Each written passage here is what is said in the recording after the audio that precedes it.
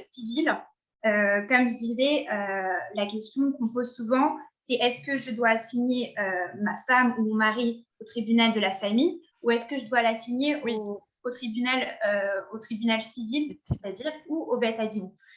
Tout dépend. C'est vrai que pendant des décennies, on a dit souvent, oui, c'est mieux pour une femme d'assigner son mari au tribunal de la famille, car les juges au tribunal civil sont plus, on va dire, donnent plus l'avantage à la femme. Et au Beth Adin, les dayanim, c'est-à-dire des rabbanim, sont plus du côté des hommes. Ce n'est pas vrai, d'accord. Tout dépend. Par exemple, je vais vous donner un exemple. Pour la pension, par exemple, le Beth Adin, quelle que soit la situation de la femme, c'est-à-dire que la femme peut être millionnaire et le mari au chômage, il décidera de donner une pension à la femme pour les enfants. D'accord? Donc, par exemple, quand une femme a une bonne situation financière, le mieux, c'est qu'elle assigne son mari pour la pension au Beth Adin. D'accord, merci. Alors, effectivement, on est sur le thème de la pension.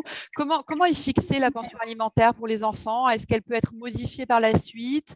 Voilà, vous avez répondu par rapport à la pension pour la femme. Je ne vais pas reposer ça, mais voilà, est-ce que vous pouvez nous expliquer un petit peu comment c'est fixé? Alors, il faut savoir, donc plus il y a d'enfants dans le couple, plus la pension va être élevée. Comme je l'ai dit, au Beth Adin, quelle que soit la situation financière de la femme, en général, les dayanim décident d'une pension, même la plus faible possible, mais ils décident d'une pension. Au tribunal de la famille également. Alors, il faut savoir que la jurisprudence a pas mal évolué avec les années. C'est-à-dire qu'avant, automatiquement, quelle que soit la situation financière de la femme recevait une pension.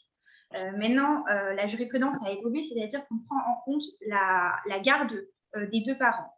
En imaginant par exemple que le père et la mère se mettent d'accord pour avoir une garde partagée. Donc, en général, ils vont séparer, c'est-à-dire toutes les charges de l'enfant. Ils vont prendre en charge à deux les charges, c'est-à-dire qu'ils vont prendre en charge l'enfant à deux. D'accord. Alors, soit chacun prend en charge l'enfant, c'est-à-dire quand la mère a l'enfant, elle s'occupe de le nourrir, elle a un appartement avec l'enfant, et également le père. Soit, ce qu'ils font en général, c'est qu'ils mettent une liste en place. Dès que la mère, par exemple, achète des vêtements à l'enfant, elle note ce qu'elle a dépensé et le père rembourse la moitié. Voilà. Maintenant, la jurisprudence au tribunal de la famille dit comme ça. Selon la garde, on va décider de la pension. C'est-à-dire que si, par exemple, le père a 80% de la garde des enfants, alors ce sera la mère qui devra payer la pension alimentaire puisque le père aura à la charge les enfants et inversement. Donc, ce n'est pas automatiquement le père qui va payer la pension, mais plutôt en fonction de comment il la garde et qui prend en charge les enfants. Voilà. Contrairement au Beth Adin, comme j'ai dit, où automatiquement, la femme en général a quand même une pension. Même si le père prend en charge à 80% les enfants, automatiquement, selon la halakha, la mère a droit à une pension.